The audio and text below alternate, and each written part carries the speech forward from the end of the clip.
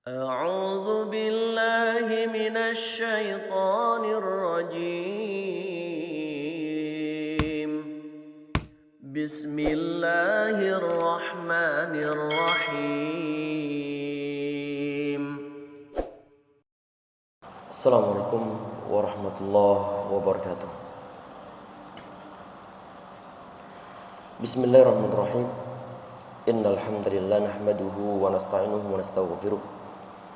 Wa na'udzu billahi min shururi anfusina wa sayyiati a'malina man yahdihillahu fala mudilla lahu wa man yudlil fala hadiya lahu wa asyhadu an la ilaha illallah wahdahu la syarika lahu wa asyhadu anna Muhammadan 'abduhu wa rasuluh. Thumma amma ba'd. Ikhwah dan juga akhwat sekalian yang insyaallah dirahmati oleh Allah Subhanahu wa taala. Alhamdulillah kita ucapkan kepada Allah Subhanahu wa taala jazakumullah khair. Karena Allah Subhanahu wa taala masih senantiasa memberikan kita rahmat, kemudahan-kemudahan untuk melaksanakan berbagai macam amal kebaikan. Semoga Allah Subhanahu wa taala mewafatkan kita dalam keadaan husnul khatimah insyaallah ya rabbal alamin. Dan semoga setiap ilmu yang kita pelajari diberikan keberkahan, kemanfaatan oleh Allah Subhanahu wa taala. Amin ya rabbal alamin. Bismillahirrahmanirrahim. Insyaallah yang kita bahas untuk siang hari ini sampai di poin tentang masalah salah satu di antara syarat salat itu adalah menyangkut masalah istiqbalul kiblah, menyangkut masalah menghadap ke arah kiblat. Yang mana menghadap ke arah kiblat termasuk di antara hal yang harus dikerjakan di saat kita sedang sholat, dari awal sholat sampai yang terakhir. Tayyib. Apakah ini berlaku secara mutlak ataukah ada suatu pengecualian sehingga di dalam sebagian di antara keadaan dibolehkan bagi kita untuk sholat tapi tidak menghadap ke arah kiblat? Maka jawabannya adalah ada. Ini yang akan kita bahas pada pertemuan hari ini. Bismillahirrahmanirrahim. Qala musannif rahimahullah wa nafa'ana bihi wa bi'ulumi fid dharain amin. Wa yajuzu tarkul qiblati fi halatain. Diperbolehkan untuk meninggalkan menghadap ke arah kiblat dalam dua keadaan. Yang pertama adalah fi syiddatil khauf, dalam keadaan suasana yang sangat menakutkan. Ada ketakutan yang terjadi, kekhawatiran ada, karena mungkin sedang berkecamuk perang ataupun secara fisiknya kaum muslimin telah berhadapan dengan musuh Allah Subhanahu wa taala. Sehingga bagaimana dalam keadaan begitu? Maka di saat misalnya datang waktu sholat, maka bagaimana di saat sholat? Tidak diharuskan menghadap ke arah kiblat. Ini adalah di saat dalam kondisi peperangan. Kemudian yang kedua adalah wa fin nafilati fis safari 'ala rahilah, yaitu di saat sholat sunnah dan itu pun dikerjakan di atas kendaraannya. Untuk sholat sunnah yang dikerjakan tidak di atas kendaraan, tetap wajib hukumnya menghadap ke arah kiblat sebagaimana sholat fardu.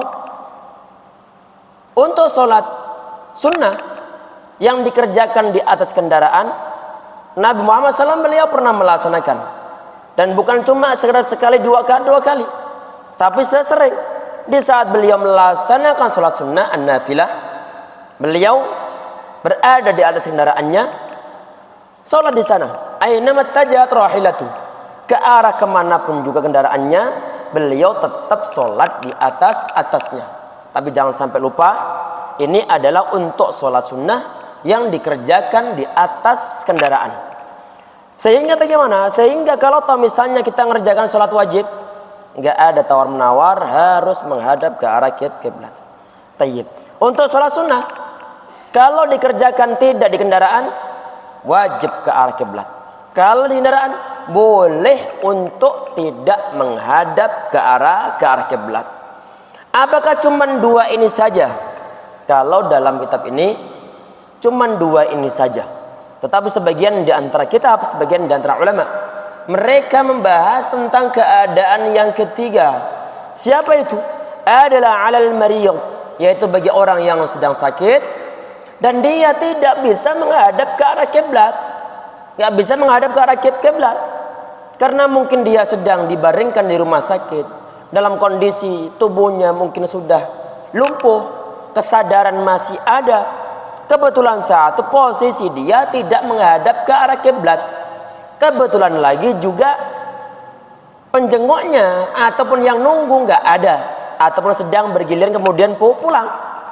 Sehingga bagaimana? Sehingga di saat waktu sholat telah tiba dan tidak dimungkinkan bagi dia untuk menghadap ke arah kiblat, maka dia diperbolehkan untuk menghadap ke arah kemanapun juga. Berarti menggunakan kaidah secara umumnya, fattaqullaha mastata'tum. Kalian semua bertakwalah kepada Allah SWT semampu kalian. Ini orang nih yang nggak mampu untuk berbaring, untuk menghadap ke arah selain menghadap ke arah kiblat, nggak mampu karena tubuhnya untuk digerakkan sangat susah.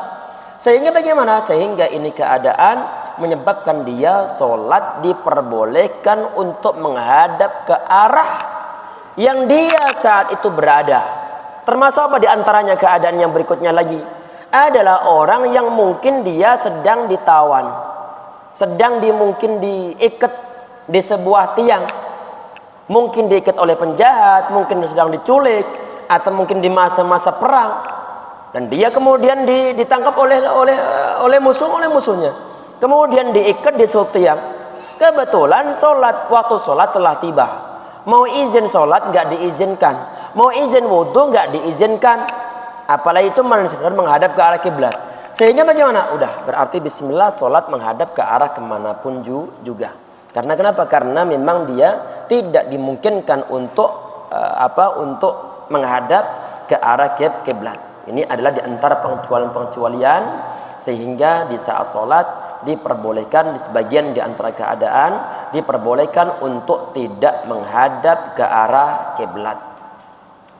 Tayyib. Langsung dibahas bab yang terbaru di sini.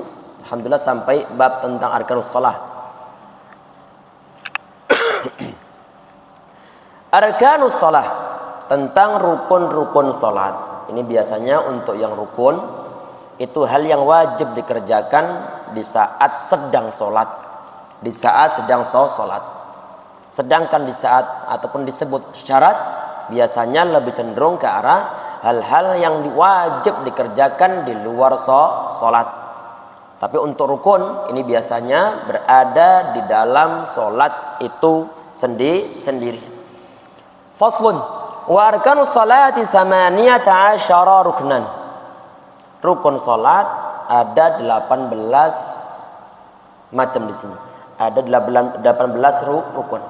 Sehingga nanti di saat misalnya kita sholat, maka 18 hal ini harus kita kerjakan, harus kita perhatikan.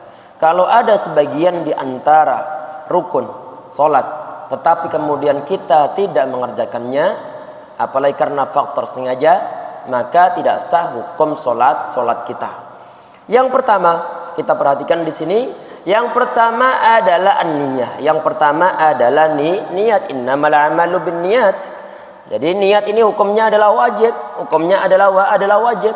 Tanpa ada suatu niat yang ada dalam diri orang tersebut di saat dia mau ibadah kepada Allah SWT, maka ibadahnya tidak akan diterima oleh Allah. Karena kenapa? Niat termasuk di antara rukun dalam sholat.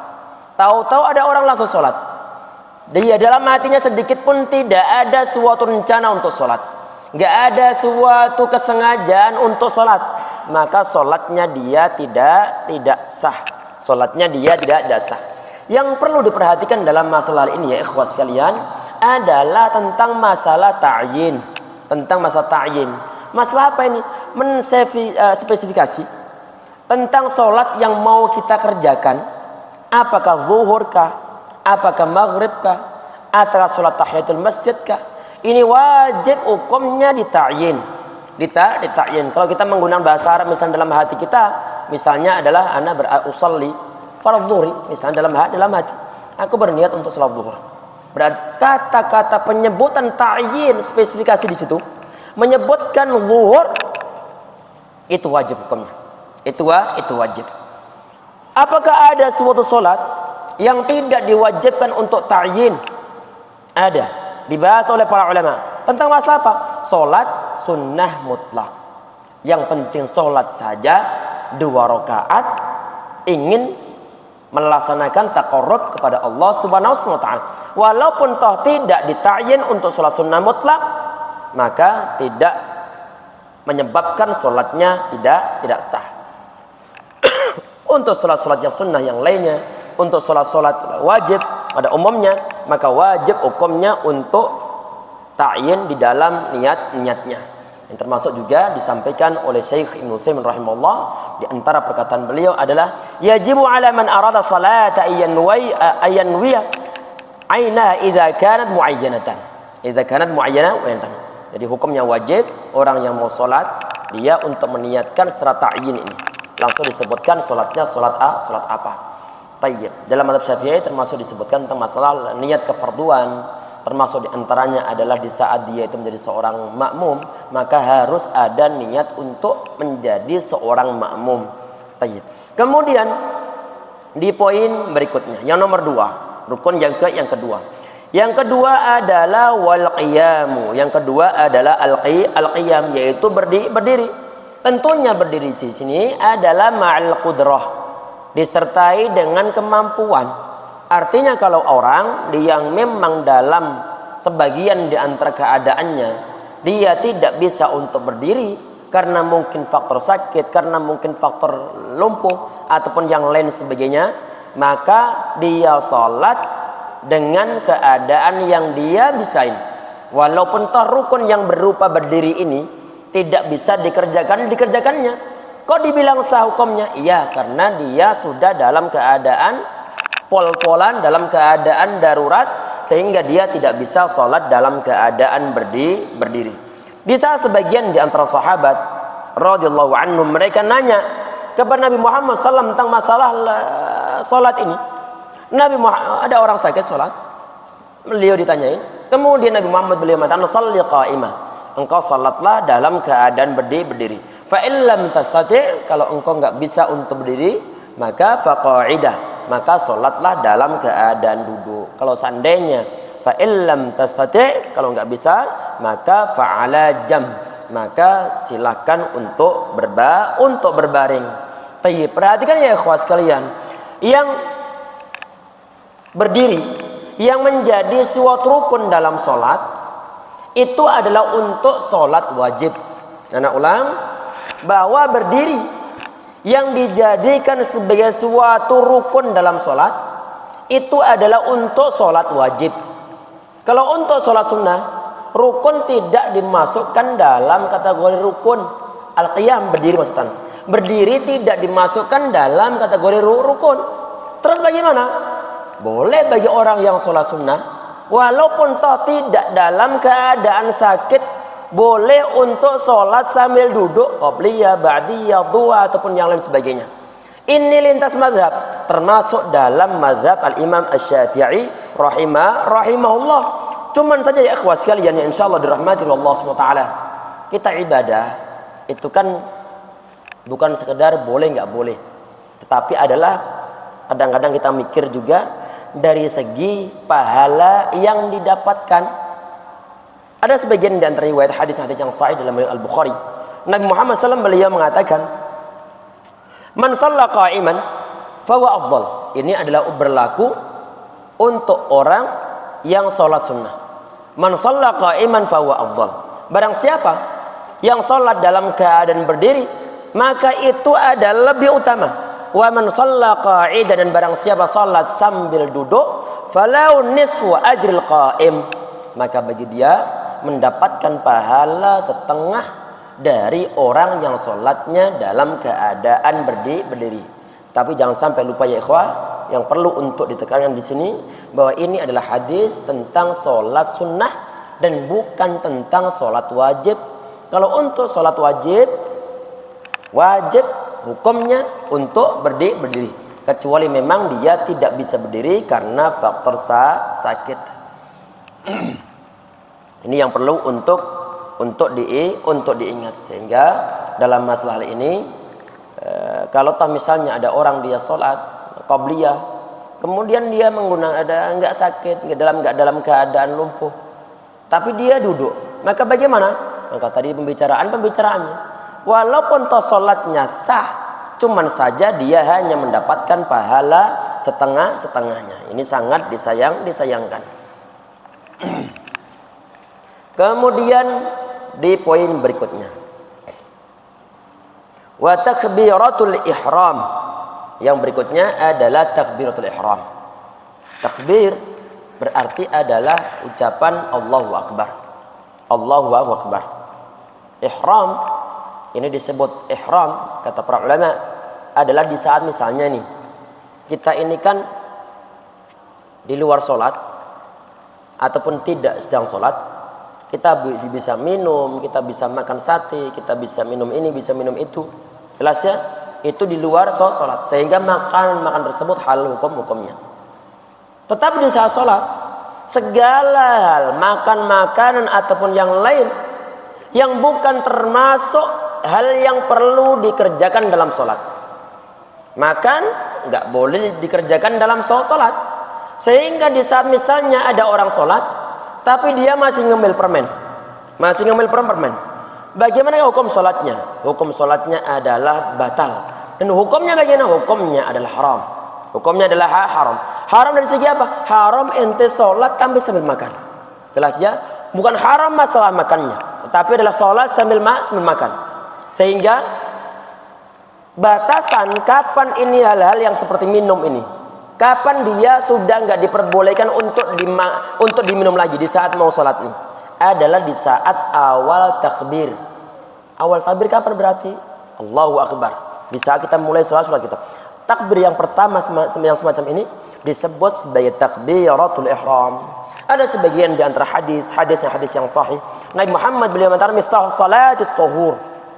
Kunci dari sholat itu adalah bersuci, wa tahrim wa takbir. Sedangkan tahrimnya ataupun ihramnya adalah takbir. Sedangkan wa tahlil wa taslim. Sedangkan tahlilnya kembali adalah salam. Sehingga di saat ini ana sebelum sholat, ana masih bisa minum. Di saat mulai sholat Allahu Akbar, minuman ini haram bagi ana. Takbir yang ana kerjakan di saat awal sholat ini disebut sebagai takbiratul ihram. Kapan ini minuman selesai boleh untuk diminum kembali? Adalah taslim ba'd taslim, setelah kita mengucapkan salam. Jelas insyaallah ya. Jadi takbir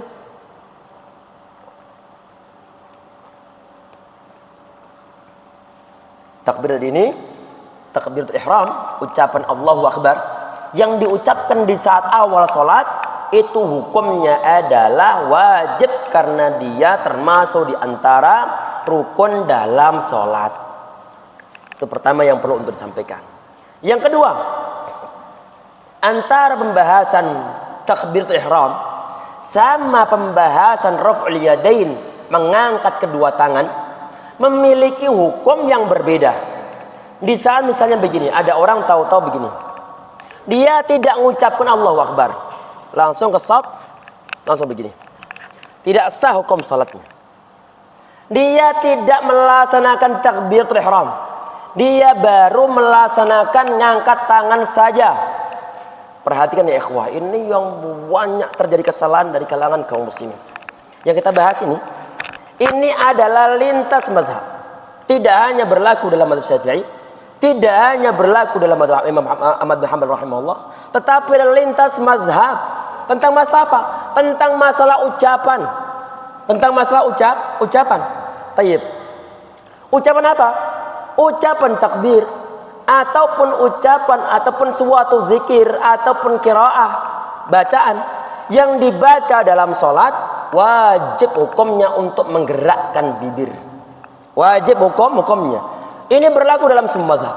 Ini berlaku dalam semua mazhab. Bahkan sebagian di antara ulama termasuk Syaikhul Islam Taimiyah mengatakan bahwa ini menggerakkan bibir wajib hukumnya, termasuk ijma' dari kalangan para ulama, kata beliau. Jelas ya? Tayyib. Karena kenapa? Begini ya ikhwah, bahasa Arab ataupun istilah suatu bacaan disebut sebagai bacaan itu adalah di saat lafadznya terucap oleh mulut, oleh mulut. Kalau di hati bukan bacaan namanya, bukan bacaan namanya. Tayyib. Sehingga bagaimana? Sehingga inilah yang disimpulkan oleh para ulama. Dan Nabi Muhammad SAW dalam setiap bacaan beliau, bacaan salat beliau menggerakkan bibirnya. Diketahui dari mana? Sebagian di antara riwayat di saat sahabat nih, di saat sahabat mereka salat sirri bersama Nabi Muhammad SAW. Berarti salat zuhur ataupun salat asar. Para sahabat melihat jenggotnya Nabi Muhammad SAW bergerak-gerak. Kelihatan dari belakang, berarti jenggot beliau tebal. Di saat jenggot beliau bergerak-gerak, ini nggak mungkin jenggot bergerak tanpa terikat dengan rahangnya. Jelas ya? Berarti beliau, Nabi Muhammad SAW, beliau menggerak-gerakkan mulutnya di saat beliau membaca suatu bacaan dalam sholat, baik berupa Al-Fatihah ataupun suatu surat ataupun suatu zikir-zikir di saat ruku, di saat sujud, tasyahud ataupun yang lain sebagainya. Ana bacakan ya ikhwah. Ini perkataan Al-Imam Nawawi rahimahullah. Sebentar.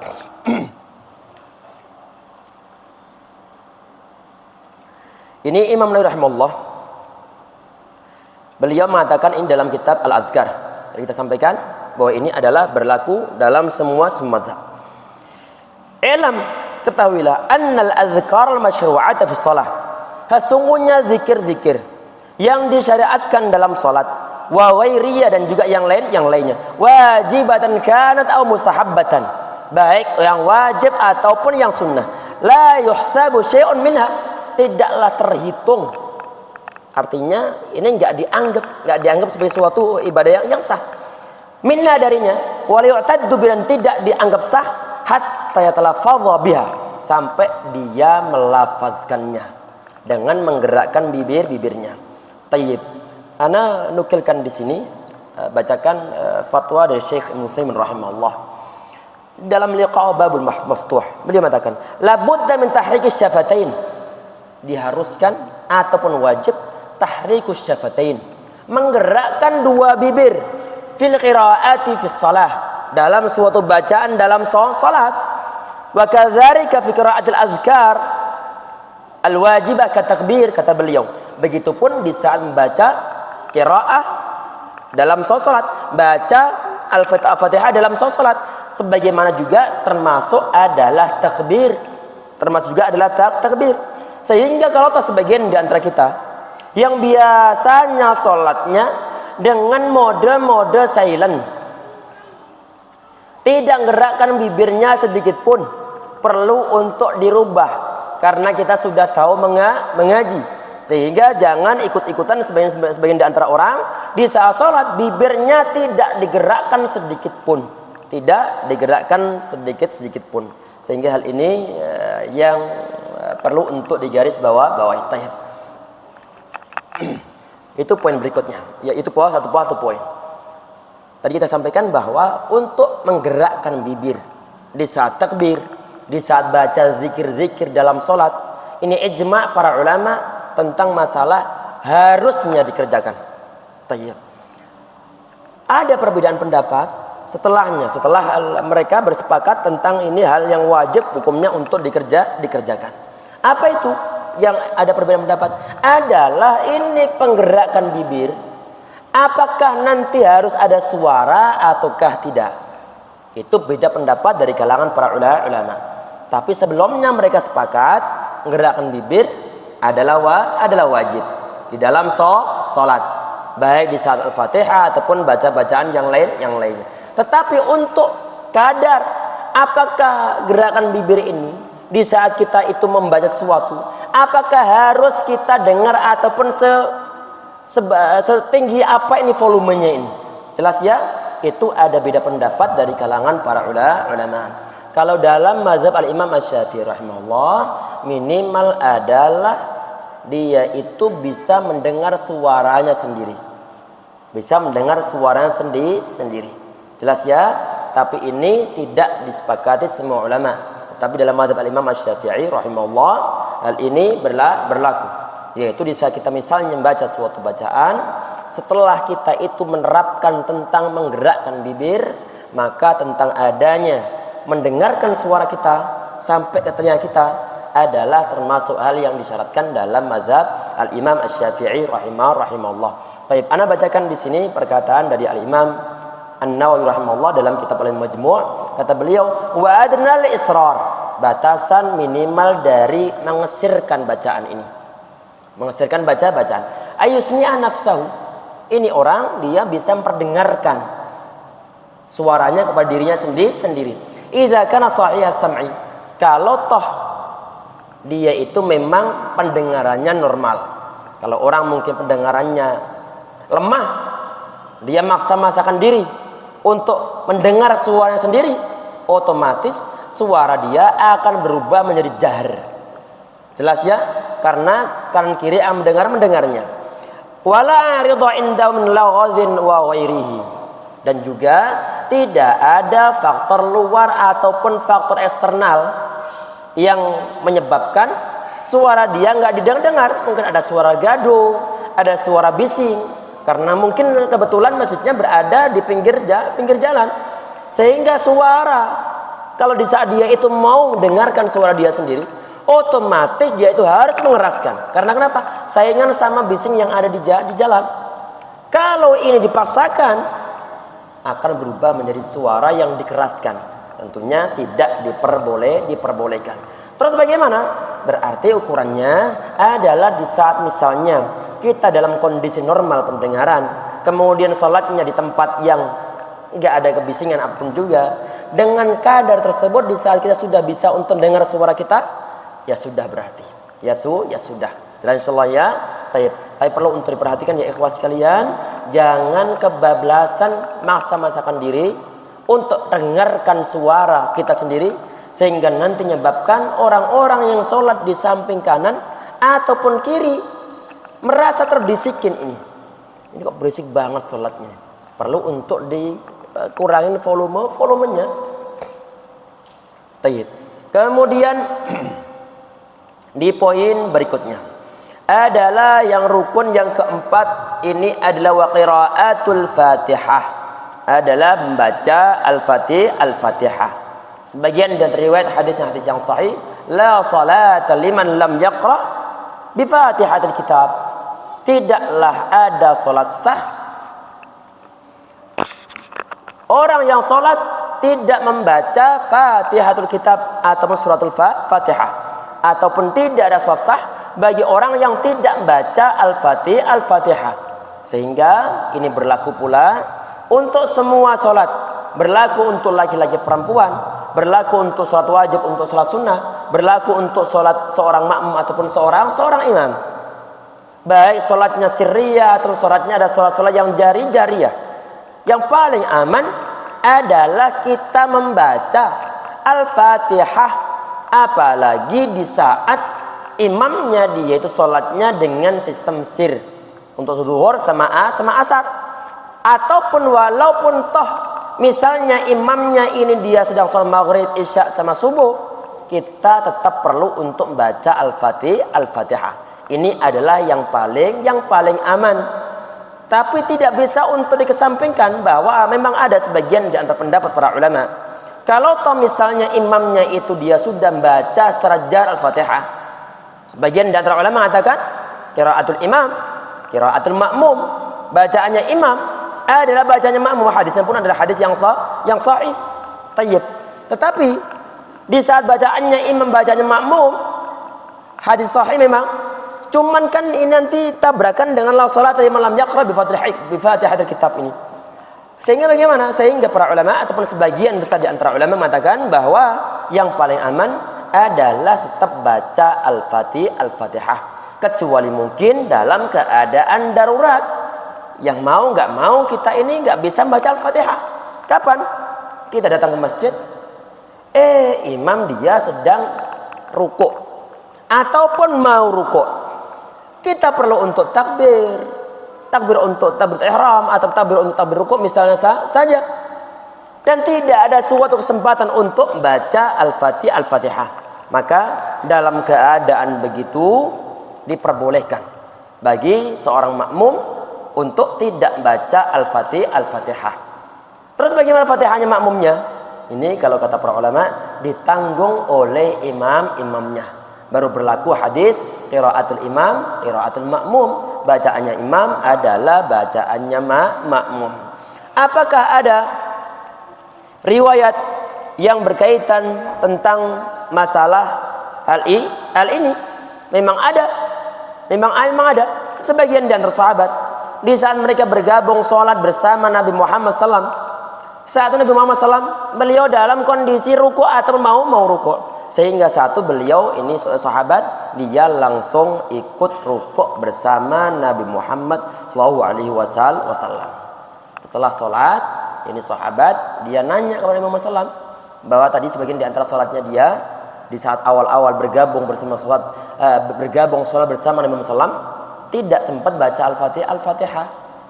Tidak sempat baca Al-Fatihah. Nabi Muhammad SAW beliau tidak perintah kepada sahabat ini untuk mengulang sholatnya, tetapi beliau mengatakan adalah ihris wala ta'ud, atau kama qala sallallahu. Ente lebih semangat lagi, tapi jangan ulang-ulang. Jangan ulang-ulang. Intinya bahwa di saat Nabi Muhammad SAW beliau tidak nyuruh untuk mengulang, otomatis hukum sholat seorang makmum yang menghadapi situasi kondisi dia baru bergabung bersama imamnya, sedangkan imamnya dalam kondisi sedang rukuk dan masih sempat bagi dia untuk ikut rukuk bersama imam, maka dia tidak perlu untuk membaca Al-Fatihah. Allahu a'lam. Kemudian yang poin berikutnya.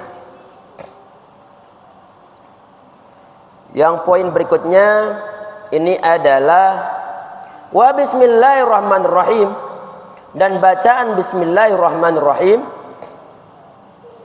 adalah ayatun minha, termasuk di antara ayat dalam suratul Fatihah.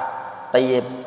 Sehingga kalau kita perhatikan ini untuk qiraah ulama al-qurra al-madani sama al-qurra al-kufi, mereka menyertakan bismillahirrahmanirrahim disertakan dalam penghitungan ayat dalam suratul Fatihah. Dan insyaallah ya, tayyib. Apakah harus hukumnya untuk dibaca secara jar? Lah ini yang ada perbedaan pendapat dari kalangan para ulama. Dalam mazhab Imam Asy-Syafi'i rahimahullah, bacaan bismillahirrahmanirrahim perlu untuk dijaharkan. Memang ada hadis yang sahih yang berdasarkan dari Ummu Salamah radhiyallahu anha di saat beliau ditanya tentang qiraahnya ataupun bacaannya Nabi Muhammad SAW.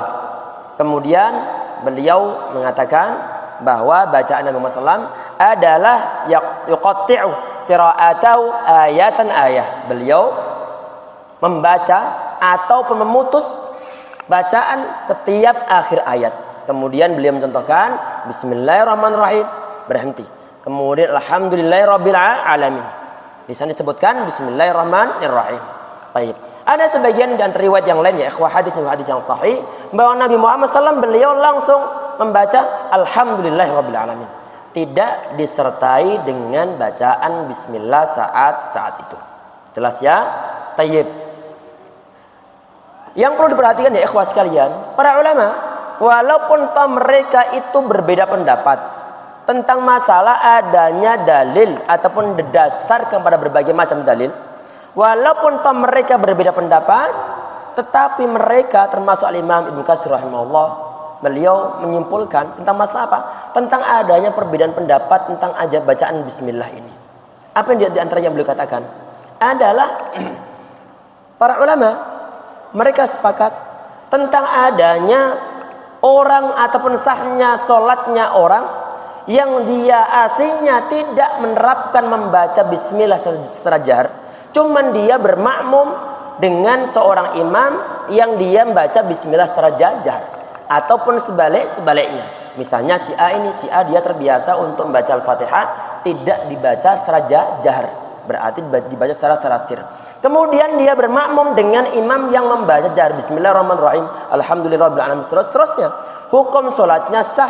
Ataupun sebaliknya, di saat misalnya terbiasa sholatnya dengan jahar, kemudian suatu saat kok dia sholat dengan seorang imam yang sholatnya dengan sir, dibalas oleh para ulama, hukum sholatnya pun sah. Hukum sholatnya pun sah. Kemudian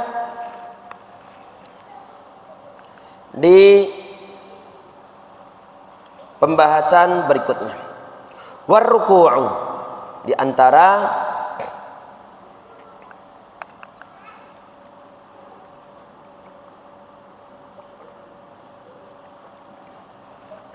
rukun dalam sholat itu adalah ar-ruku',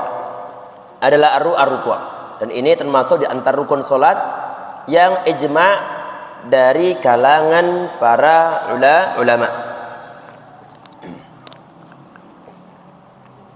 Karena Nabi Muhammad SAW ini beliau membahas tentang adanya rukuk ini. Beliau katakan terhadap seorang sahabat yang ini kalau hadisnya disebut al-hadis al-musi'u salatahu, orang yang belum bagus solatnya. Sebagian di antara sahabat saat itu, di saat mungkin dari daerah yang jauh, mungkin belum melihat cara Nabi Muhammad salat dengan sempurna, sehingga kemudian berkali-kali salat setelah salam disuruh ulang lagi, irji fa shalli fa in irji shalli fa innaka lam tusalli, kama qala sallam. Ente balik lagi, ente salatlah, kemudian ente kembalilah. Irji fa shalli fa innaka lam tusalli, afwan. Ente balik lagi salat karena engkau belum salat. Diulang sebanyak 3 kali. Sampai kemudian ini sahabat dia nyerah. Baru kemudian Nabi Muhammad SAW beliau menyebutkan poin-poinnya, cara-cara salat. Di antaranya adalah tentang sumbarka hatta tatma'inna raki'ah. Engkau lalu rukuklah sampai engkau tumakninah ataupun tenang di dalamnya, ataupun tenang dalam keadaan rukuk tersebut. Tumakninah dalam keadaan rukuk tersebut. Para ulama yang membahas di sini, mereka mengatakan bahwa semua gerakan yang disebutkan dalam hadis tersebut adalah masuk dalam kategori rukun sholat. Termasuk apa diantaranya? Adalah rukuk ini. Termasuk diantaranya adalah rukuk ini. Untuklah batasan dari rukuk adalah telapak tangan kita letakkan di bagian tempurung dari lutut kita dengan cara kita genggamkan. Ada sebagian dan riwayat ya ikhwah sekalian, ini hadis yang sahih dalam riwayat Imam Ibnu Hibban rahimahullah. Nabi Muhammad ini diceritakan oleh sahabat Ibnu Hibban. Kana idza raka'a farraja asabi'ahu. Nabi Muhammad SAW di saat beliau rukuk, beliau itu merenggangkan jari jemarinya. Di saat rukuk, berarti posisinya begini. Seperti model-model menggam begini. Ditaruh di dalam ataupun pada tempurung lututnya. Dan di saat Nabi Muhammad SAW beliau bersujud, dhamma asabi'ahu. Di saat Nabi Muhammad beliau bersujud, beliau mengumpulkan jari jemarinya. Berarti bukan begini, tapi adalah begini di saat lagi sujud. Ini perbedaan antara posisi jari jemari di saat rukuk dan juga posisi jari jemari di saat sujud. Kalau rukuk begini. Di saat sujud begini. Selain insyaallah ya, ini hadisnya adalah hadis yang sahih. Itu yang pertama. Yang kedua adalah keadaan kepala kita. Apakah bagaimana keadaan kita? Nabi Muhammad SAW beliau di saat sujud, di saat rukuk beliau lam yuskhis ra'sahu. Beliau tidak membeginikan kepalanya. Apa namanya ini? Enggak mengangkat kepalanya. Ini misalnya punggung nih. Ini leher, ini kepala. Beliau enggak begini. Tapi beliau enggak begini juga. Tapi beliau adalah pertengahan begini. Tidak menundukkan dan juga tidak mengangkat. Jelas ya? Ini hadisnya juga hadis yang sahih dalam riwayat Imam Muslim rahimahullah. Walakin baina dzalika, kata beliau, kata sahabat yang cerita tentang Nabi Muhammad SAW rukuknya beliau. Nabi Muhammad SAW lam yushkhis ra'sahu wa lam yusawwibhu. Beliau tidak membegini kepalanya dan juga tidak begini, tapi adalah antara keadaannya. Terma keadaan enggak begini berarti pertengahan. Berarti dibuat lurus dengan bagian punggung. Untuk bagian punggung usaha dibuat lurus, bukan dibuat melengkung. Melengkung. Itu pun yang dilaksanakan Nabi Muhammad SAW. Dan sebagian dan riwayat Nabi Muhammad SAW di saat beliau berrukuk, kalau di saat beliau meluruskan bagian punggungnya, kalau seandainya ada air yang ditumpangkan di atasnya, tidak akan tumpah. Itu keadaan berarti punggung beliau di saat rukuk tidak dalam kondisi melengkung, tetapi dibuat usaha untuk dibuat lurus. Ini sebagian di antara asatidz mereka menambah terangannya, Allahu a'lam. Apakah ada penyebutan dari ulama-ulama zaman-zaman dahulu atau tidak, Allahu a'lam. Ada sebagian di antara asatidz untuk mengetahui ini punggung kita sudah dalam kondisi lurus atau tidak, itu adalah di saat nanti di sini ada tarikan, ada rasa kencang di sini, di bagian betis kita ini atau bagian paha. Di saat dibuat lurus, nanti di sini akan terasa kencang ini. Tapi kalau di sini nggak ada tarikan sama sekali, ini berarti punggung kita dalam kondisi bungkuk, berarti belum lurus. Allahu a'lam. Ini disampaikan oleh Ustaz Khalid Basalamah. di antara muhadarah beliau, di antara kajian beliau. Tayyib. Intinya bahwa punggung perlu untuk dibuat lurus. Kemudian yang poin berikutnya,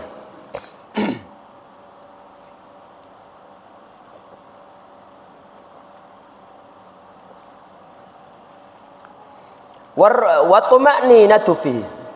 Yang berikutnya kelewatan wal i'tidal. Naam. Wa raf'u wal i'tidalu. Bangkit dan juga i'tidal.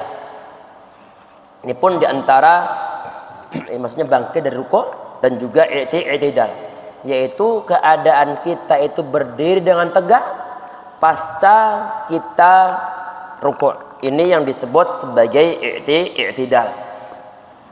Ini pun termasuk dalam kategori rukun dalam salat.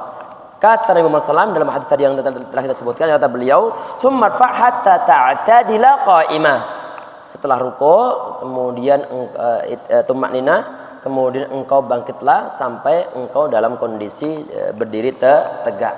Sebagaimana keadaan di saat kita itu sebelum rukuk. Berarti sebagaimana sama-sama berdiri tegak. Kemudian yang berikutnya adalah ini rukun yang ke-8 adalah tuma'ninatu fi.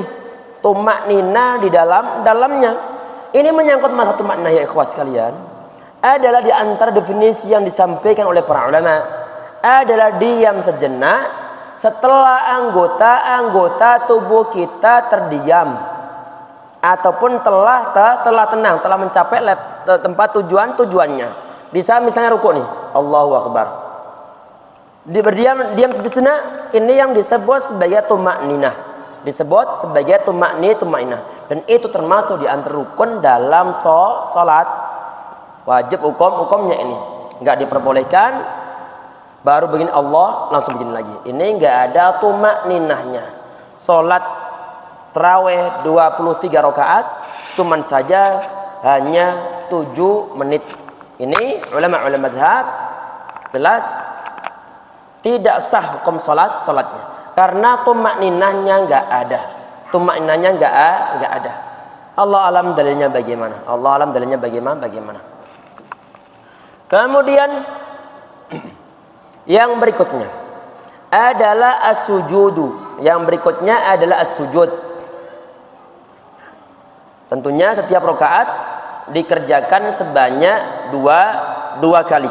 Ini sujud pun termasuk di antara rukun dalam salat. Bisa sujud ya ikhwas sekalian. Tentunya Nabi Muhammad SAW beliau itu sujud dengan merenggangkan semua anggota tubuhnya. Bagian ketiak, bagian lengan direnggangkan dengan bagian samping kanan kiri tubuh. Bagian lutut, bagian paha direnggangkan dengan bagian betisnya. Antara dua kaki, dua paha pun direnggangkan.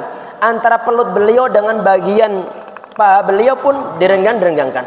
Dan ini adalah model sujudnya Nabi Muhammad SAW. Tentunya untuk sujud adalah jangan sampai lupa bahwa ada 7 anggota tubuh kita yang wajib hukumnya nanti ikut berpartisipasi dalam gerakan sujud. Apa diantaranya?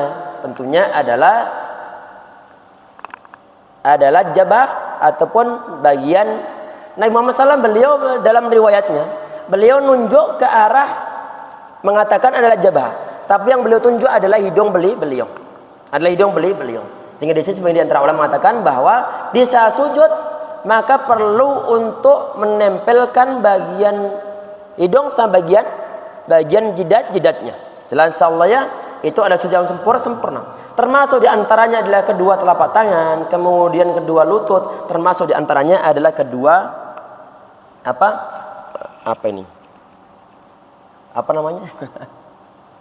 ujung jari jemari kaki. Nah, itu yang wajib hukumnya, atau atrafal qadamain, atau ujung jari jemari, ataupun ujung telapak kaki ini. Nah,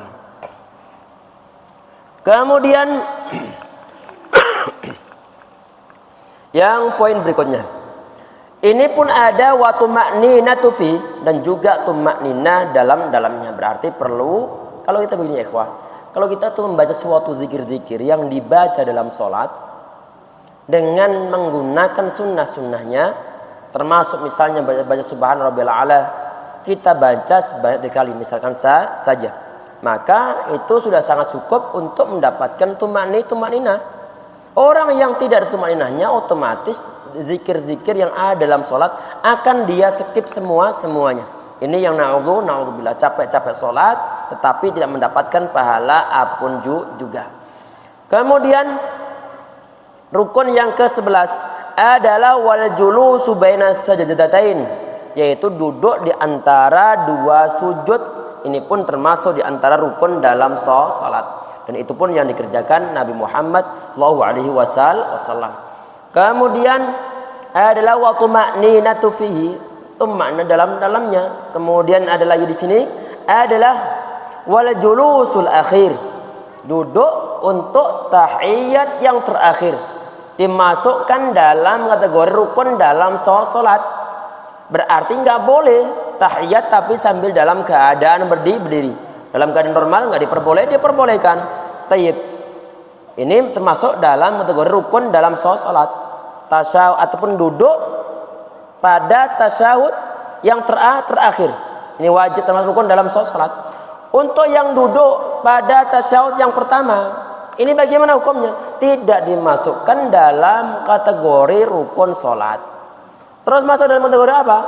Kalau dalam mazhab Syafi'i rahimahullah dimasukkan dalam sunnah ab'ad. Nanti ada pembahasan insyaallah. Sunnah ab'ad yang mana konsekuensinya kalau toh seandainya ada orang dia tidak melaksanakan duduk tasyahud yang pertama karena mungkin faktor lupa. Bagaimanakah hukum sholatnya? Hukum sholatnya sah, cuman saja nanti perlu untuk diganti dengan sujud sahwi di akhirnya. Ini adalah untuk sujud ataupun untuk tasyahud ataupun duduk tasyahud yang pertama. Dan insyaallah ya, sebagian dari ulama yang lain memasukkan dalam kategori wajibat.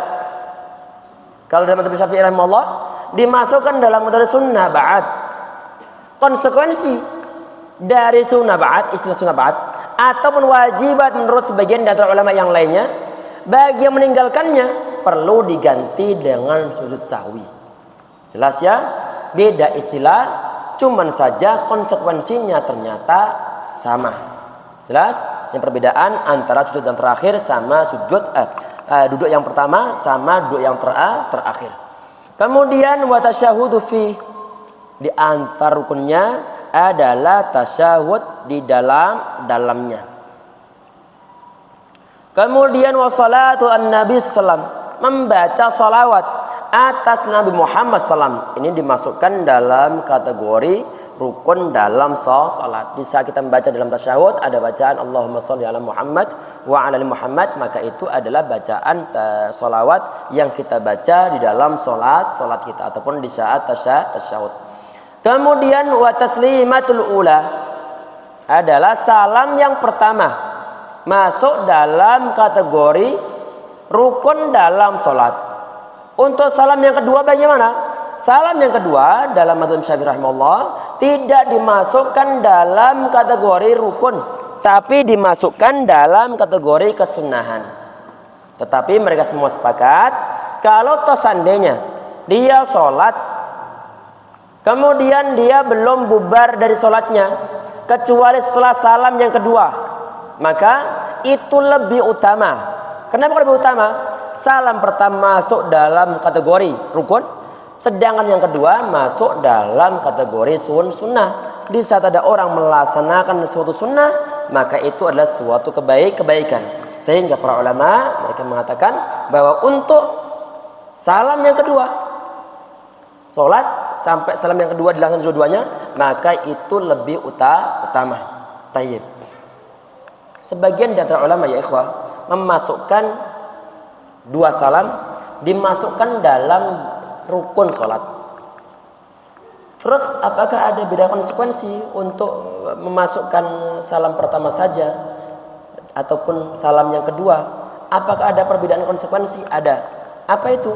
Di saat misalnya ada orang dia itu ikut pendapat para ulama berdasarkan dalil-dalil yang mereka miliki tentang adanya sholat dengan satu salam saja,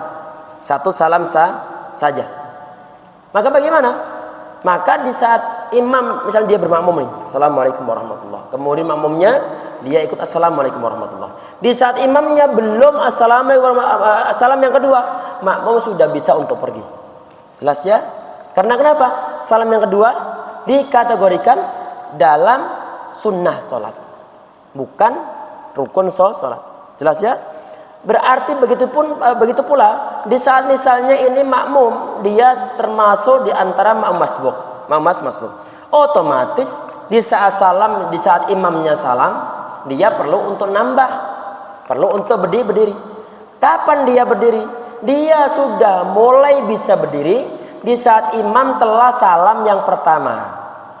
Di saat salam yang pertama makmum sudah bisa berdiri. Tetapi tentunya ikhwas sekalian, yang paling afdal adalah menunggu sampai salam yang kedua. Baru kemudian kita berdiri untuk menambah rakaat yang mungkin masih kurang. Kemudian di poin berikutnya, wa niyatul khuruji minas shalah, niat untuk keluar dari sholat. Ini dimasukkan dalam kategori rukun dalam mazhab al-Imam Asy-Syafi'i rahimahullah. Berarti ada niat dalam hati bahwa di saat dia salam itu memang dia berniat untuk menyelesaikan sholatnya. Kemudian di antara rukun dalam sholat di sini adalah wa tartibul arkani ala ma dzakarnahu, yaitu mengurutkan ataupun tertib rukun-rukun sesuai yang telah disebutkan, yang telah kami sebutkan mulai dari awal sampai yang terakhir. Berarti harus urut sebagaimana yang diajarkan Nabi Muhammad SAW. Nggak boleh berarti kalau ada orang dia habis Al-Fatihah kemudian dia langsung sujud, berarti ada beberapa rukun yang dia skip. baik yang berupa tumaknina, yang berupa i'tidal, berupa ruku', berarti ada yang dia sakit, maka nggak sah hukum sholatnya. Misalnya ada orang sholat habis Al-Fatihah, baca surat, langsung dia sujud. Habis sujud baru kemudian dia ruku', maka nggak sah hukum sholatnya. Karena kenapa? Tidak urut ataupun tidak tertib, nggak berurutan sebagaimana yang telah disebutkan. Kemudian faslun, bab yang baru ini tentang fi sunan shalah, tentang sunnah-sunnah dalam salat. Wa sunan wa qabla ad-dukhuli fiha syai'ani. Kesunahan salat sebelum masuk salat ataupun sebelum melaksanakan salat ada dua macam. Ada dua macam. Yang pertama adalah al-adzan. Al-adzan. Berarti azan yang mana kita ketahui bahwa azan ada termasuk di antara syiar dalam agama Islam. Hukumnya bagaimana untuk azan? Hukumnya adalah sunnah, bukan suatu hal yang diwajibkan. Hukumnya adalah sunnah.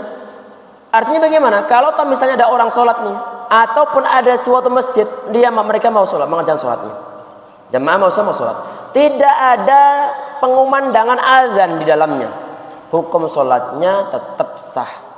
Cuman saja tidak mendapatkan suatu fadilah yang berupa kesunahan melaksanakan azan ini. Kemudian wal iqamatu, kemudian adalah iqamah. Ini satu paket azan, kemudian sertai dengan iqamah. Dan ini pun yang berlaku di zaman Nabi Muhammad SAW, yang berlaku di zaman Nabi Muhammad SAW. Walaupun mungkin untuk awal-awal azan, tentunya sebelum ada suatu syariah, penggunaan adanya penanda masuknya waktu sholat. Sebelum itu, maka bagaimana? Maka mereka menggunakan tanda-tanda yang mungkin berupa di saat matahari telah bergeser ke arah barat sedikit, maka waktu sholat zuhur. Tidak ada penanda yang berupa azan dikumandangkan. Tayyib. Baru kemudian sebagian di antara sahabat, ini hadis-hadis yang sahih ya, sebagian di antara sahabat, mereka usul tentang masalah orang-orang Nasrani, orang-orang Yahudi, mereka mempunyai tanda-tanda di saat mereka mau sholat, mau ibadah pada Tuhan mereka. Untuk umat Islam belum ada. Umat Islam belum ada. Sehingga kemudian sebagian di antara sahabat mengusulkan kalau menggunakan lonceng bagaimana? Dibilang Nabi Muhammad SAW bahwa lonceng itu menyerupai orang-orang Yahudi. Kalau menggunakan trompet bagaimana? Menyerupai agama yang lain pula. Akhirnya kemudian nunggu wahyu datang dari Allah Subhanahu wa taala. Akhirnya kemudian sebagian di antara sahabat, mereka bermimpi nih, yaitu Allah bin Zaid radhiyallahu anhu, bermimpi bahwa beliau diajarin untuk mengucapkan lafaz-lafaz tertentu. Allahu akbar, asyhadu an la ilaha illallah, sebenarnya alafat adam. Hal tersebut langsung di saat beliau bangun, langsung beliau menghadap kepada Nabi Muhammad SAW. Dan Nabi Muhammad SAW beliau menetapkannya. Beliau netapkan. Sehingga itulah yang disetujui Nabi Muhammad SAW untuk dijadikan sebagai lafaz azan. Ini hadisnya sangat masyhur, sahih, yang berkaitan tentang masalah secara azan yang ada dalam syariah agama Islam. Perhatian ya ikhwas sekalian. Tadi ini kalau misalnya ada orang bilang, loh itu kan berarti mimpi termasuk hal yang diperhitungkan. Kalau mimpi para nabi, bisa menjadi suatu wahyu. Untuk mimpi biasa, mimpi ulama, tidak bisa menjadi suatu sandaran hukum. Nggak bisa menjadi suatu ketetapan hukum. Ini yang perlu untuk dipahami. Dan insyaallah ya, tadi ini sahabat, kalau seandainya Nabi Muhammad SAW beliau tidak mengakuinya dan tidak menetapkannya, maka sahabat ataupun generasi setelah mereka tidak akan mau mengumandangkan azan dengan menggunakan bahasa ini. Tapi berhubung Nabi Muhammad SAW beliau menetapkannya, mengakuinya, berarti legal secara syariah.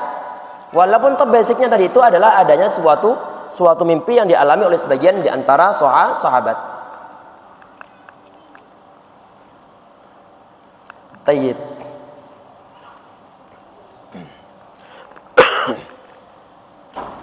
Kemudian wa ba'da dukhuli fiha syai'ani, dan setelah masuk di dalamnya, ini kesunahan yang berikutnya. Tadi kan kesunahan yang dikerjakan sebelum masuk ke dalam sholat. Yang mau dibahas saat ini adalah kesunahan ba'da dukhuli fiha, kesunahan yang dikerjakan di dalam sholat. Adalah yang pertama at-tasyahudul awal. Yang pertama adalah tasyahud yang pertama. Kemudian diantaranya dalam madzhab Imam Syafi'i rahimahullah itu adalah al-qunutu, yaitu bacaan qunut sehabis rukuk. Kemudian di dalam sholat subuh ini.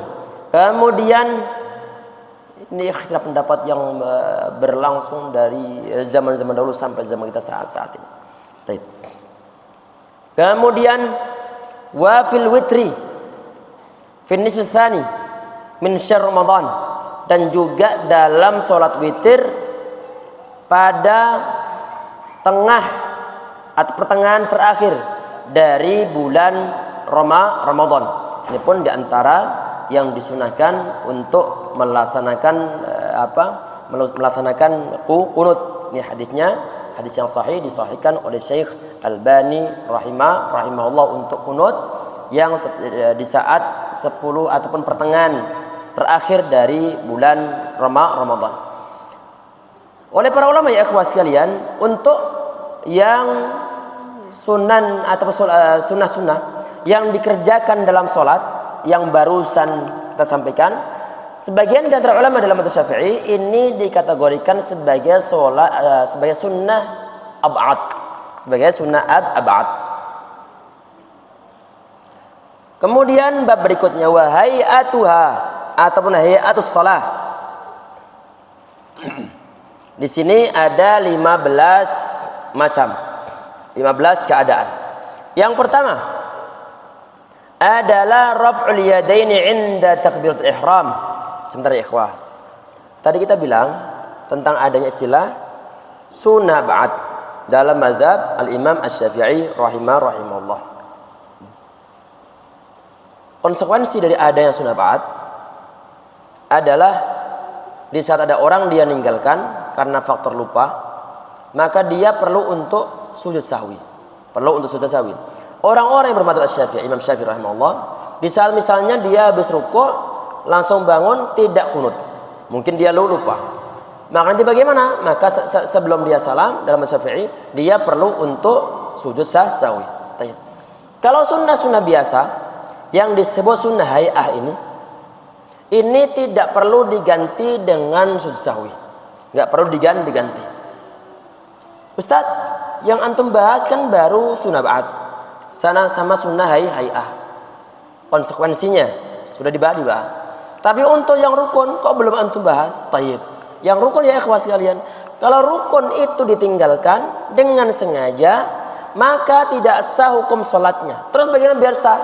Maka biar sah perlu untuk diganti dengan rukun yang lainnya. Dengan cara yang bagaimana? Misalnya ada orang dia yakin rakaat yang pertama dia nggak baca Al-Fatihah, padahal ada kesempatan baca Al-Fatihah, tapi dia nggak baca Al-Fatihah.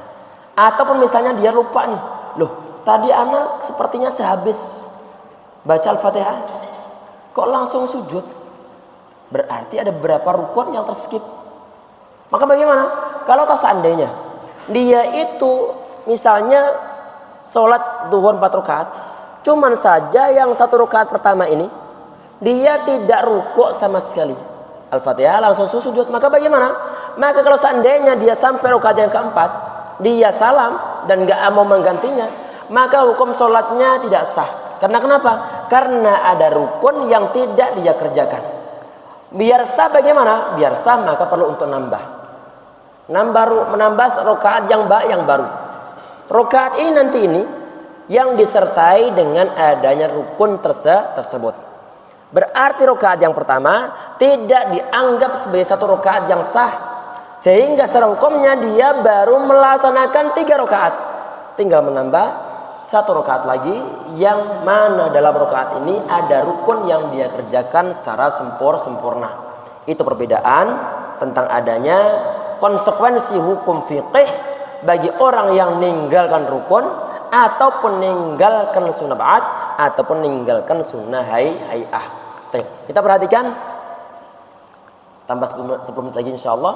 Habis itu kita buka tanya jawab. Hay'atus shalah. Ini hay'ah shalah ini. Ini hukumnya sunnah dikerjakan. Kalau nggak dikerjakan, aslinya nggak apa-apa. Nggak apa-apa di sini maksudnya nggak berdosa ya. Bukan nggak apa-apa yang lain. Karena sebagian di antara orang dia berhubung ini bukan suatu hal yang wajib. Cuman dia ini hanya beranggapan hukum sholat saya sah. Cuman kan sangat disayangkan. Ada suatu fadilah, suatu pahala yang dengan sangat mudah kita dapatkan. Cuman kita nggak mau untuk melaksanakan. Ini sangat disayangkan. Sehingga kesunahan itu adalah kalau ditinggalkan pasti dia rugi. Di antara sebabnya lagi adalah adanya kesunahan yang kita kerjakan itu adalah untuk menambal hal-hal yang wajib yang mungkin bolong-bolong. Kita perhatikan di sini. Ini untuk sunnah hay'ah ada 15. Yang pertama adalah raf'ul yadaini.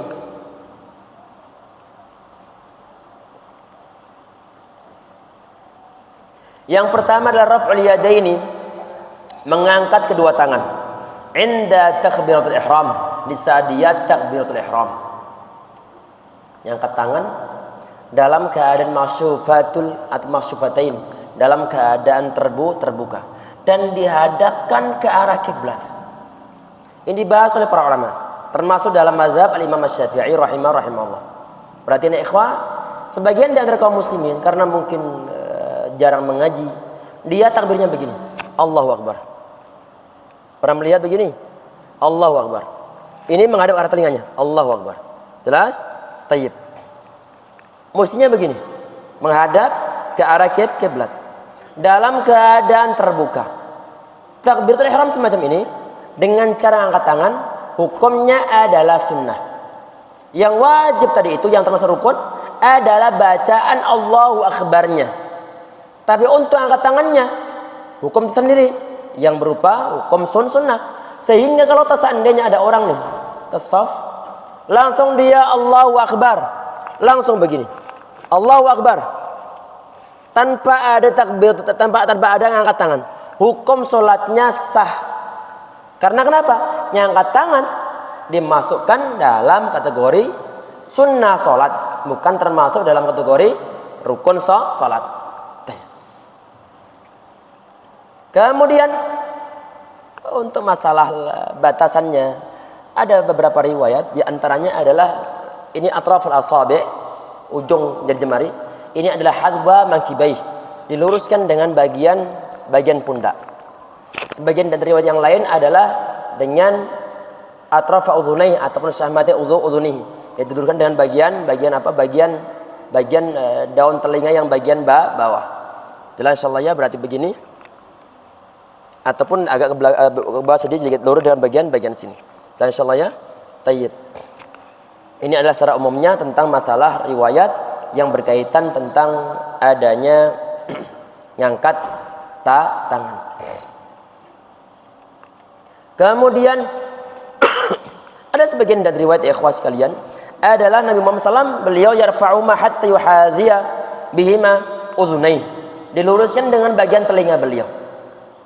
Ujung jari jemari lurus dengan bagian ujung telinga, sedangkan bagian jempolnya lurus dengan bagian ini. Jelas ya? Ini semuanya dimasukkan dalam kategori sunnah dalam sholat. Berarti kalau kita perhatikan ya ikhwah, kalau seandainya ada orang dia sholat sudah ngangkat tangan di saat takbir, sudah angkat tangan, cuma ternyata tinggi banget begini, Allahu Akbar, sampai bagian kepala. Dia dapat kesunahan di bagian angkat tangannya, cuma nggak dapat kesunahan tentang penerapan kesunahan batas-batasan dalam angkat tangannya. Jelas? Termasuk begini, ana belum mendapat dalilnya nih. Misal begini, Allahu Akbar. Allahu Akbar. Terus terang belum tahu dalilnya.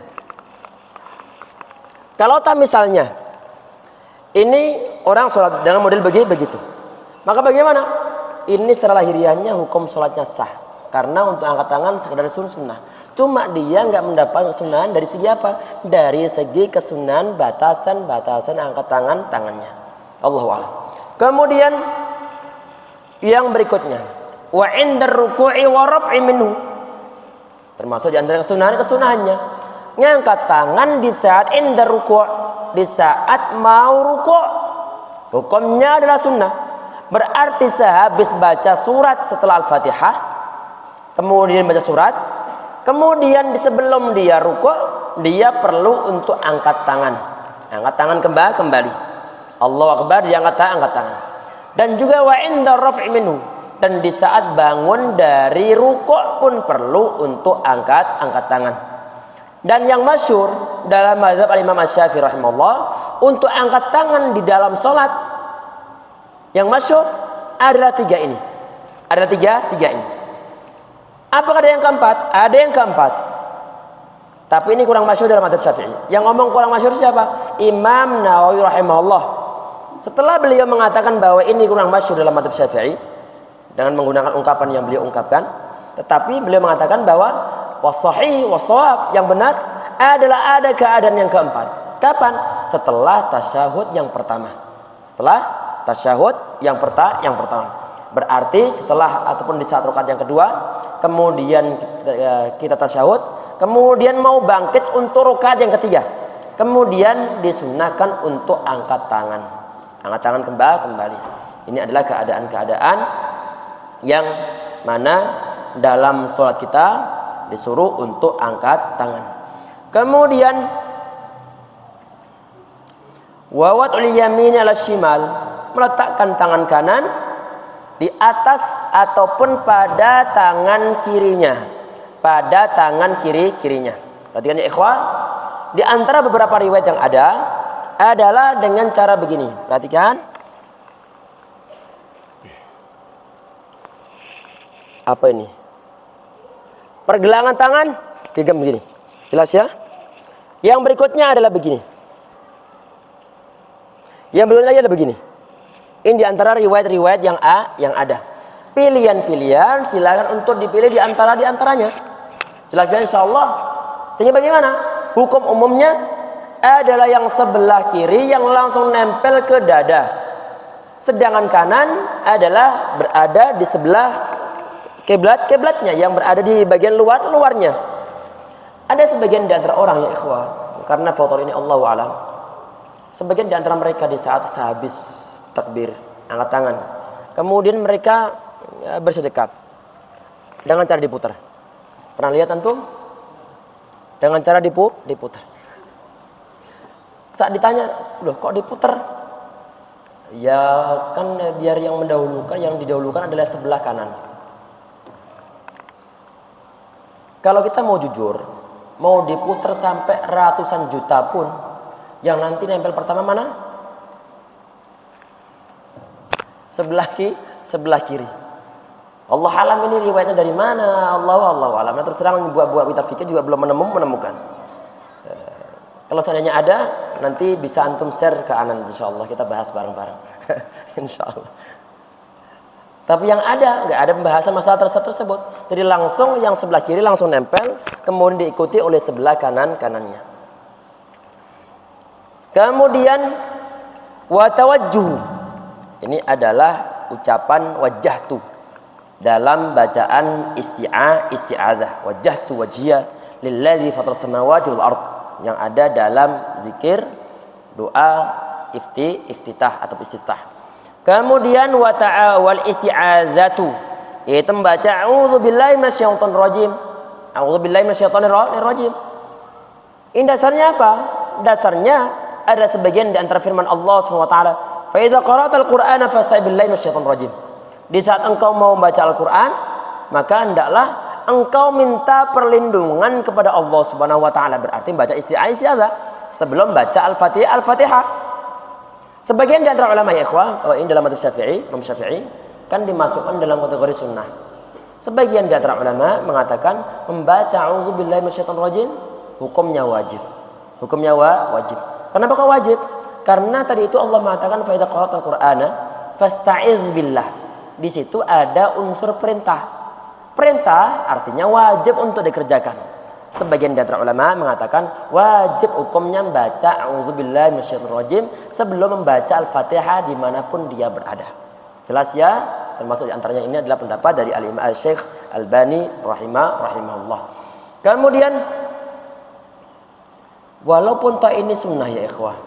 Kalau dalam mazhab Syafi'i rahimahullah hukumnya adalah sunnah. Yang paling aman kerjakan aja. Sehingga kita nggak dipusingkan dengan hukum wajib atau hukum sunnah. Kerjakan saja, insya Allah ada fadilah, ada pahalanya. Tapi perlu untuk dibiasakan di sini. Dan ini nggak hanya berlaku bagi seorang imam, tapi juga orang yang sholatnya sendirian atau bagi seorang makmum pun perlu untuk baca a'udzubillahi minasyaitonirrajim sebelum dia baca Al-Fatihah. Berarti bismillahirrahmanirrahim, a'udzubillahi kemudian bismillahirrahmanirrahim, baru kemudian Al-Fatihah.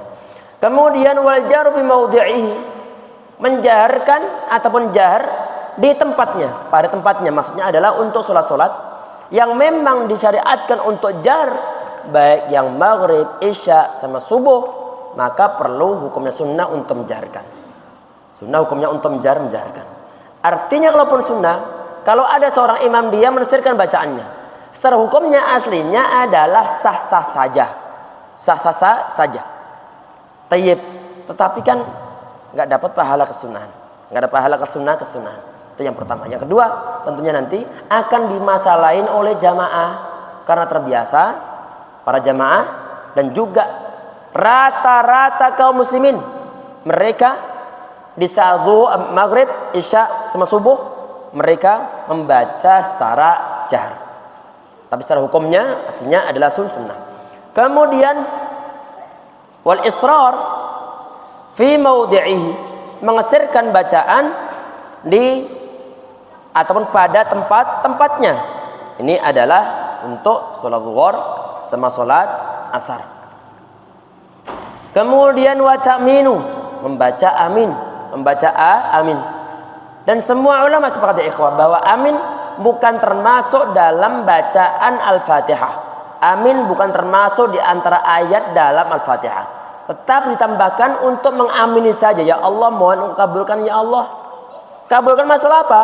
Karena dalam bacaan Al-Fatihah di sana di pertengahan ayat sampai yang mulai dari ihdinas siratal mustaqim sampai ayat yang terakhir isinya semua masalah doa. Sehingga kalau toh itu doa, maka etikanya, adabnya, kesunahannya adalah kita baca amin setelahnya. Dan itu pun yang dikerjakan Nabi Muhammad SAW. Beliau pun baca amin. Tetapi secara apakah amin termasuk bacaan Al-Fatihah atau termasuk di antara surat Al-Fatihah? Tidak termasuk. Tapi itu di luar Al-Fatihah. Baca amin ini hukumnya adalah sunnah, berlaku bagi imam dan juga berlaku bagi para makmumnya. Ada sebagian dari riwayat ya ikhwah, di saat idza qala imam wal maghdubi alaihim waladhdallin, di saat imam dia baca wal maghdubi alaihim waladhdallin, kemudian kalian ucapkanlah amin, kata Nabi Muhammad SAW.